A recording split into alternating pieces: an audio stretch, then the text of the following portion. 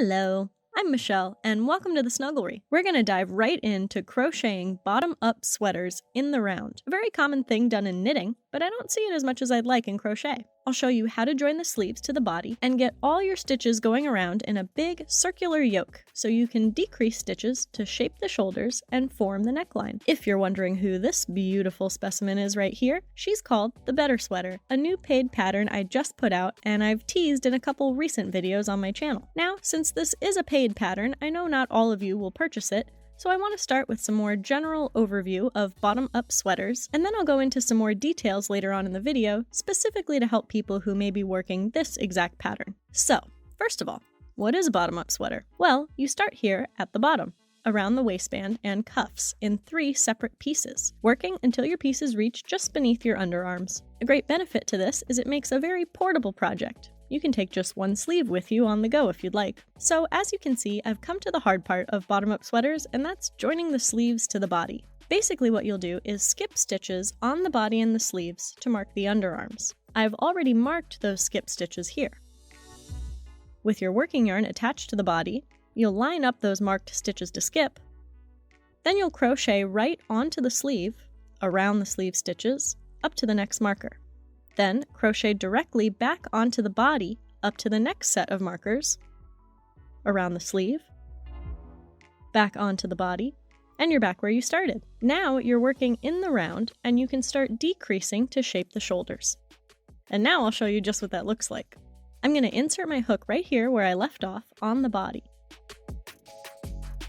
And like I mentioned, I've got my working yarn coming from the body, and I'm going to work a stitch right into that first marked sleeve stitch.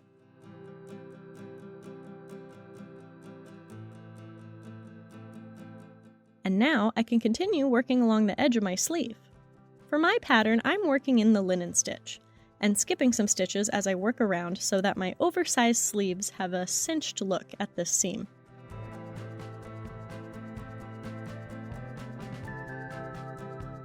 I'm going to work all along the edge of this sleeve, heading towards that other marker over there.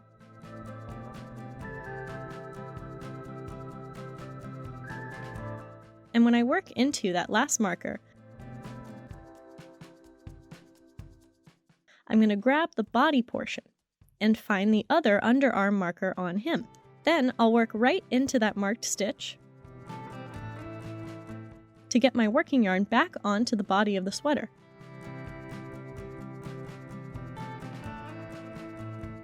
And I can continue on in my linen stitch pattern, working across the front of the body.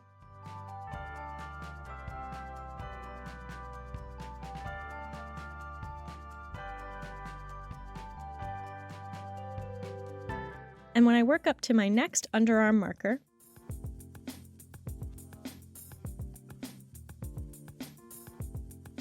I can grab the second sleeve and repeat the process.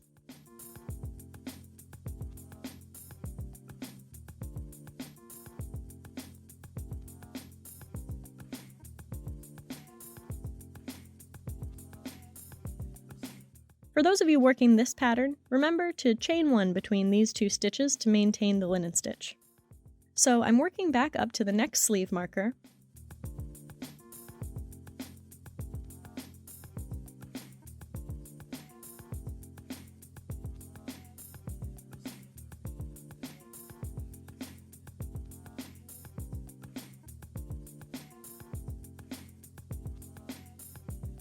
and again I'll grab the body, find my underarm stitches, line up my markers, and work right into the next body marker to begin working across the back of the body now.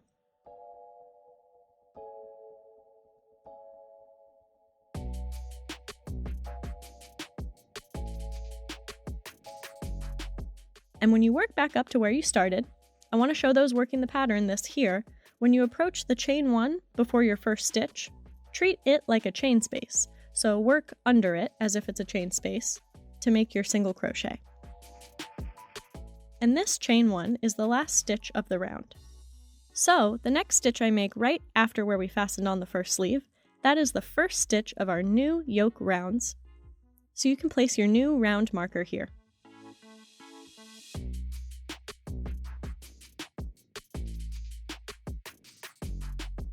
So now we're working in one big circle in the round, just like you're used to. It doesn't really look like it when you're looking down into the sleeves like this, so don't let that trip you up. You'll work around and around and decrease stitches up to the opening for your head. As far as those neckline decreases, you'll likely need a pattern. I wish there was some quick, easy formula for figuring it out, but it gets to be a bit more of an art than a science at this point. Your neck opening should be about 35 to 40% of the body circumference.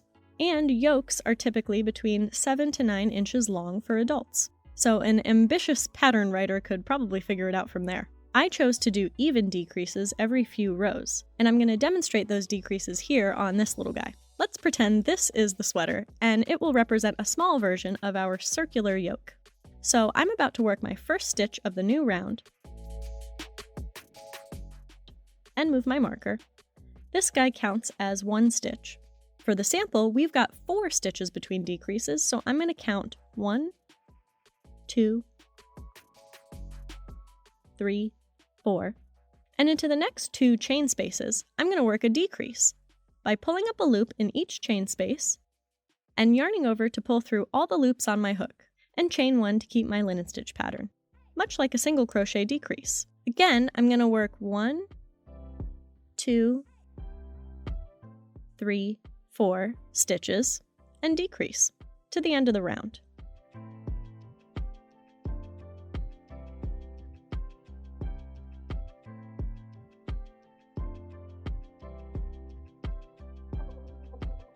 And you'll know your stitch counts are right when you work your last set of stitches between decreases,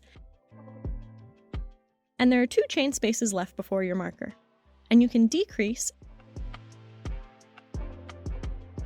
and chain 1. That chain 1 is the last stitch of the round, and we'll make the first stitch of the next round now. And move the marker.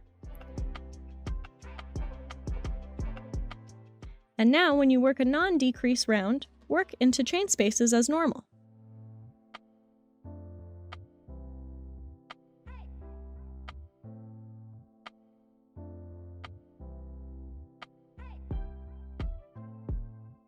And this is how your stitches will look on either side of the decrease. And that is how the decrease rounds for the yoke of this pattern will work.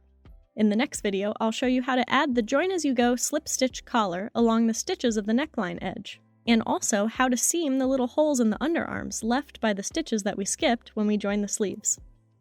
I hope you enjoy watching me join the sleeves in a bottom-up, in-the-round crocheted sweater. I hope it inspires more of you to try to construct a crocheted sweater this way. I love the results, and the fit is so comfy. Make sure to check out part 1 if you haven't already, and subscribe to stay tuned for part 3. Thank you so much for watching. See you next time. Bye!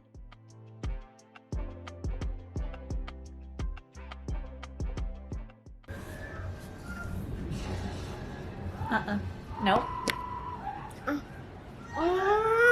You're not allowed to touch that, honey. Yeah, because it's mommy's camera, huh? Oh, it's okay.